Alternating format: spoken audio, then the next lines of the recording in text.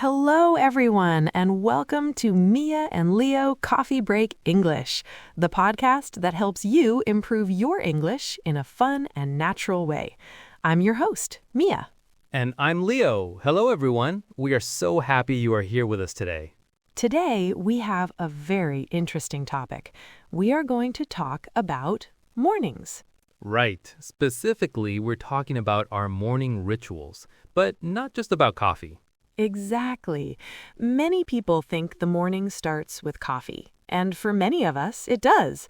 But we want to talk about the things we do before or besides coffee, the small habits that help us start the day feeling good. Yeah, those small actions that can make a big difference in how our day goes. We're going to share some of our personal morning habits. And we hope you get some new ideas for your own morning routine. Maybe you will find something new to try. Okay, so let's start at the very beginning, the moment we wake up. Mia, how do you wake up? Do you use a loud, noisy alarm? Oh no, I really don't like loud alarms. They make me feel stressed.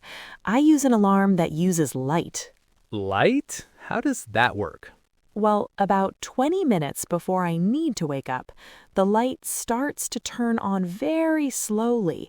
It gets brighter and brighter like a sunrise. Ah, a sunrise alarm clock. I've heard of those. That sounds much nicer than a loud noise. It is. It feels more natural. I feel like my body wakes up gently. What about you, Leo? Well, I used to use a very loud alarm on my phone. It was a terrible sound. I always felt a little angry when I heard it. Yes, I understand that feeling. But now I use a gentle sound. I chose an alarm sound of birds singing. It's much more peaceful. Waking up calmly is very important to me now. I agree. Okay, so we are awake. What is the very first thing you do? Do you reach for your phone? I try not to. I admit it's a difficult habit to break. I used to check my email and the news immediately. Me too. I used to do that too, but I realized it made me feel anxious before my day even started. Exactly. All the messages, the problems, the world's news. It's too much for the first minute of the day.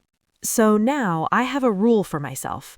No phone for the first 15 minutes. Instead, the first thing I do is stretch, just for a minute, right in my bed. It feels good to wake up my body. That's a great idea. I started doing something different too. I get up and I drink a big glass of water. Before coffee, before anything. Oh, I do that too, right after stretching. It's so important. Our bodies need water after a long sleep. It helps you rehydrate. It really does. I feel more awake after that glass of water. So, after waking up gently and drinking water, what's next in your morning ritual? My next step is a few minutes of quiet. I have a comfortable chair near my window. I make my coffee and then I sit there and just look outside. That sounds lovely. Do you think about your day? I try not to. I just watch the trees or the sky. It helps me feel calm and centered before the busy day starts. It's my quiet time. That's wonderful. It sounds like a simple meditation. My version of that is writing. I have a small notebook and I write down 3 things that I am grateful for. A gratitude journal. That's a powerful practice. It really is. It can be very simple things, like I am grateful for my comfortable bed, or I am grateful for the sunny day. It helps me start my day with a positive feeling. I like that. It only takes a few minutes, but it changes your perspective. So we've had a quiet moment. What about movement? Do you exercise in the morning? I don't do a big workout. For me, just getting some fresh air is important. I like to step out on my balcony for 2 minutes. I take a few deep breaths of the cool morning air. Fresh air is amazing in the morning. It's so refreshing. It really wakes me up. It's like telling my body, okay, a new day has officially started. What about you, Mia? I like to move a little bit. I do some simple yoga stretches for about 10 minutes. It's not a difficult workout. It just helps my body feel awake and less stiff. And I always open the window while I do it to let the fresh air in. That sounds like a perfect combination. A little movement and fresh air. So, after we've woken up our minds and bodies, what about fueling them? I'm talking about breakfast, Leo. Are you a big breakfast person? Okay, that was a great discussion. Now it's time for our favorite part of the show. The language break. Yes. Today, let's look at how we talk about habits and routines. We will discuss the present simple tense and the phrase used to. Let's begin with the present simple. This is the tense we use for things that are generally true or for habits, things we do regularly. And I said, I use a light alarm. I say I use because it is my current habit. I do it every morning. And I said, I sit by my window. This is my routine now. Another example from our chat was, I drink a big glass of water. These are all current habits, so we use the present simple. But what about habits in the past, habits that we don't do anymore? For this, we can use the phrase used to. Exactly. Earlier, I said I used to use a very loud alarm. The phrase used to shows that this was my habit in the past, but it is not my habit now. Now, I use a gentle alarm. And I said I used to check my phone immediately. This means checking my phone was my old habit. Now my habit is different. So used to is perfect for talking about past routines that have changed. Great. Now, let's look at some key words from our conversation. The first word is ritual. Yes, a ritual. ritual. A ritual is a series of actions you do regularly and in the same way. We talked about our morning rituals. It is similar to routine, but it feels a little more special and personal. Okay, the next word is gentle. Gentle. I said I use a gentle sound. Gentle means soft, calm, and not strong or harsh. A gentle sound is much nicer to wake up to than a loud one. Our next phrase was to feel centered. Centered. Leo, you said sitting by the window helps you feel centered.